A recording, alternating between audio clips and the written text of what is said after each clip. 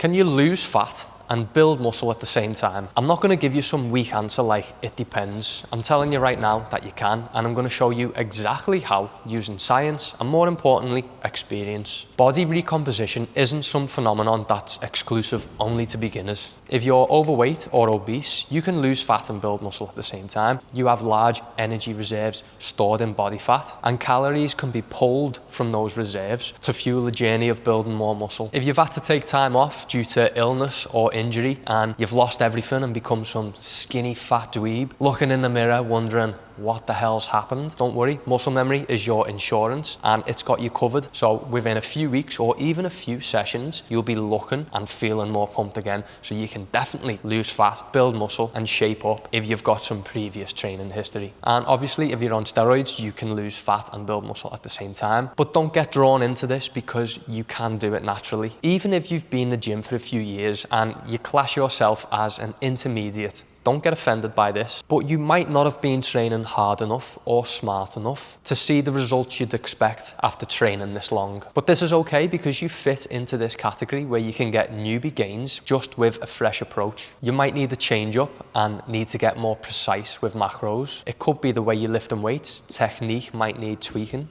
Or it could be a mix of both. 90% of the guys I work with went to the gym regularly. Yes, in that left picture, they went to the gym regularly before making transformations like this in 12 weeks, give or take. There's 5 main points you need to look at for body recomposition. The first one is weight training. Lifting weights doesn't burn a ton of calories. That's not the reason we're doing it. But if you don't lift while you're in a calorie deficit, a significant portion of that weight lost will be from muscle tissue. That is not what you want. Fat loss done right should have you looking pretty jacked, or at the very least, a little bit more defined and muscular. 10 to 20 sets per body part per week is the ballpark number. So for chest, this would look like on Monday, 3 times 6 to 8 flat dumbbell bench press, 3 times 10 reps on incline, 3 times 12 reps on flies. And on Thursday, it might be 3 times 6 to 8 reps on incline bench and 3 times 10 to 12 reps on dips. That's a total of 15 sets. I'd say 20 sets is a lot if you're lifting hard, and especially on a muscle group like legs or something where that will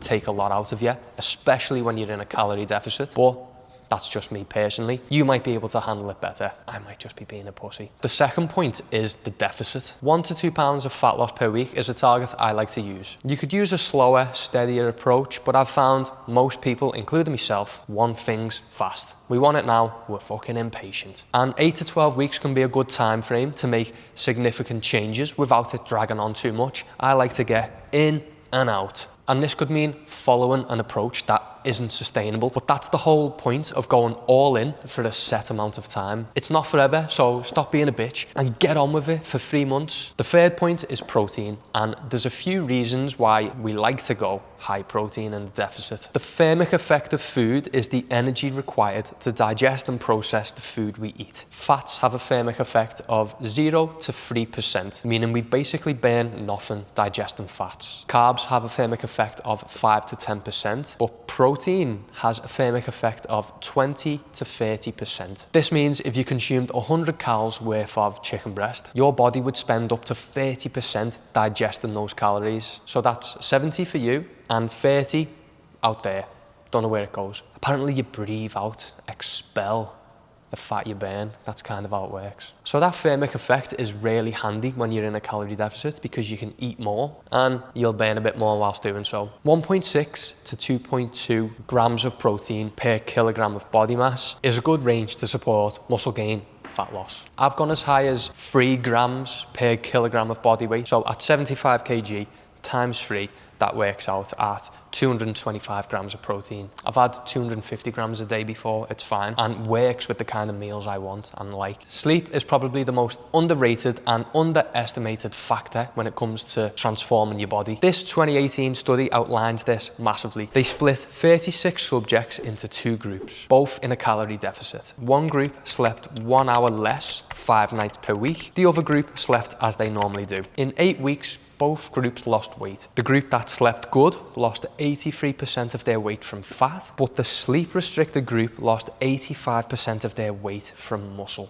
That's insane. But it's important to note that these subjects weren't weight training. If they were, this number would level out a bit, but it's still going to affect your result if you don't take sleep and recovery seriously. This brings us on to the fifth point, nutrient timing. There's several studies finding a difference in fat loss between groups who are in the same calorie deficit, the only difference being the time they eat. The group who ate the majority of their calories for breakfast and lunch lost more weight than the group who ate the majority of their calories later in the evening at 10:30 p.m. Researchers found the groups who ate an earlier dinner and consumed more of the calories in the day had improved insulin sensitivity, so that's their body's ability to regulate blood sugar. Another important point is fitting more quality calories in a few hours before your training can help sustain higher intensity workouts. So that can potentially help more weight lifted, more reps done, faster on your running, and just more overall energy expended, which is going to contribute to your results. So use that as an eye-opener of what being in a poor routine can do. Ordering late night takeouts multiple times per week, high fat, high sugar meals before bed, and sleeping like shit will just continue the cycle over and over again. And that's going to keep you trapped in the same average physique. So I want you to come away from this knowing that you can make massive changes to how you look quicker than you think, which then has a knock-on effect to how you feel about yourself. Because I know how it feels to be out of shape despite giving it your all. I was training 12 hours a week here, and yeah, I was strong, but I felt terrible. My diet was poor, I'd go out drinking and do too much drugs, and I was depressed. I was due to get married in 3 months' time from this point, 100 days exactly, and I didn't want to go through with it feeling like that. I didn't want to stand up to all my family and make a speech when I hated myself, just hated how I looked, hated how things were going. So I needed to fix that, and I did this in 100 days. Whenever anyone says it doesn't matter how you look, they're chatting shit.